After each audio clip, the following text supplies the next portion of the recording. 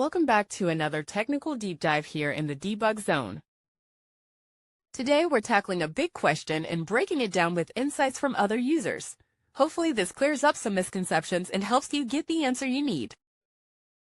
So buckle up, stay a little curious, and let's jump right in.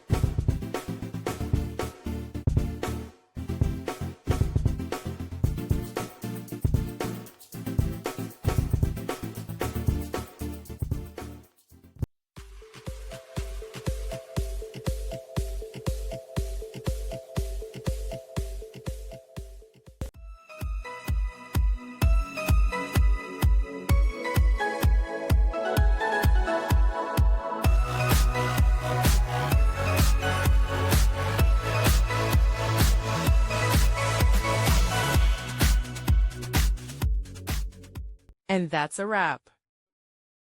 I hope you found the answer you were looking for. If you did, take a second to hit that subscribe button. It really helps out. And let me know in the comments which solution worked best for you. See you next time in the debug zone.